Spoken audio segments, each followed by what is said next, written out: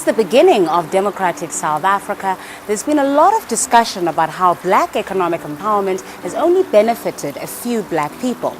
Then, in 2007, the codes came into effect and a new form of broad-based black economic empowerment was implemented. Of these new codes, some companies don't understand how important the enterprise development component of black economic empowerment is or how to implement it. I'm standing outside the offices of BE consultancy firm Ownership Solutions. Together with their partner Transcend, they are an organization that provides advisory services to companies that need to improve their BE rating. As a national imperative, as part of the empowerment processes, clients are required to deal with a pillar of empowerment called enterprise development, and it's a very logical national imperative. If we don't get more successful organizations, we're not going to grow. If we don't grow, we're going to be in a situation where, as a country, we'll end up taking the same pie and cutting it up in a different way, and that doesn't do anything for unemployment. So the philosophy of enterprise development is to be able to create a scenario where there's more successful companies and therefore more employment in the economy. There is no aspect of broad-based black economic empowerment which is more of a growth enabler than enterprise development. This is the key that unlocks the future that we're all hoping to achieve. An organization that is providing key services in the development of black-owned businesses by providing both financial and non-financial support is the Identity Development Fund. They work closely with businesses wishing to make the most of their enterprise development money. Yeah, I think it's probably one of the most important elements of black economic empowerment. And maybe I'm biased in saying that, but I actually think that is probably one area that could turn the face of the South African economy around on a more sustainable basis. So, if the experts believe in the future of enterprise development, how come so many businesses are unable to implement it properly? I think the biggest challenge with enterprise development is it's uncharted territory. Traditionally, businesses aren't familiar with providing support to small black businesses unless that's the industry they're in. Corporates know how to do what they do. They don't know how to go out there and develop businesses and mentor businesses and start businesses. So you have a natural mandate placed on them with an inability practically to be involved in the nuts and bolts of that. And my experience is when people try to do something they don't know how to do, they invariably, make a problem. Bogertman and Partners is one of the top architectural firms in South Africa with an impressive portfolio that includes Soccer City and the Twin Towers in Sandton. Implementing the enterprise development component of their BEE scorecard has had its challenges.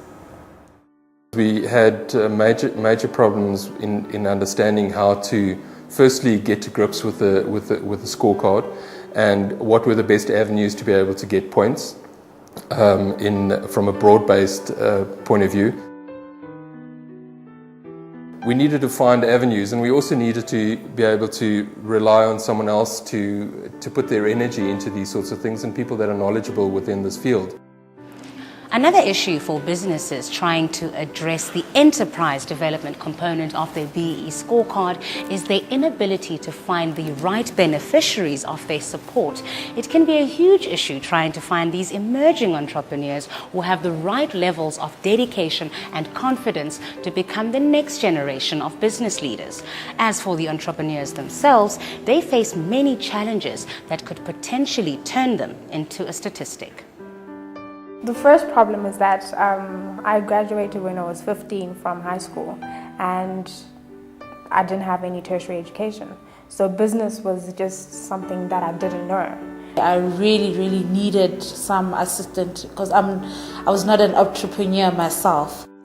So if companies are experiencing these issues and the experts in the field are aware of it, what solutions are out there that can, on the one hand, assist corporate businesses with their enterprise development program and simultaneously help emerging black entrepreneurs with the support that they need?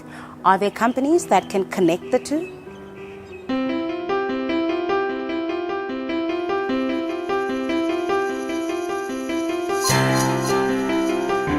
Business incubators provide both infrastructural and support services to startup and emerging businesses. There are many business incubators in South Africa, both government-funded and privately owned. I'm here at the only for-profit incubator in South Africa, Raizcorp, to find out more about the incubator model. When we first came to Raizcorp, we had this idea that we knew exactly what we were doing in our business. The only thing we needed was more money and support and PR to advertise our products. Within a couple of weeks being in Raizcorp, we realized we needed to understand our product, understand our market, and understand our sales process, and that would solve our problems. It has helped me tremendously. It has done a huge change in my life. I now see life in a different, complete, positive way. So I found peace. I'm at peace. Remarkably. You have a support system, because as an entrepreneur it's very lonely because people don't understand what you're going through. Raizcorp is the Disney World for entrepreneurs. You choose what ride you want to be in and it will be available, but you have to do it yourself. It's important that we understand one thing, is it's very easy to call yourself an incubator. You get a whole bunch of money from a corporate and you spend it liberally on a whole bunch of people who would really like to be entrepreneurs. Well, then you can say you've got an incubator. But ultimately what you need to do is you need to demonstrate the level of success that you're achieving. And I think that is where Raizcorp distinguishes itself from virtually everybody else in this game. My sense of the Raizcorp process is, as an organization, they have an amazing capacity to support, mentor, be a shoulder to cry on, and as entrepreneurs themselves, they are able to relate to the challenges and anticipate the obstacles that entrepreneurs are likely to face. We all have different portfolios which we're responsible for, and we find it extremely difficult to find the time and to give each element the attention that it deserves. We have now handed the enterprise development section to Raizcorp, which they fully administer. They search for the candidates, they screen them, and obviously takes a lot of the pressure for time-wise off Theo and myself. Finding the right partnerships between the principal sponsors, an entrepreneurial support program, and beneficiaries is no easy task in order to make the best of what is arguably the most important component to BEE, and that is enterprise development. And I think they are pioneers, you know. It's not something that very many people have been able to do and been able to do successfully. The fact that they're able to replicate themselves and not compromise on quality wherever they go is a very positive thing as well. But they're also showing significant levels of success, and that's quite remarkable. And I've dealt with a number of incubators, and I'll tell you, in a business like mine, you have to be very careful about endorsing one brand over all the other brands. I don't have any hesitation.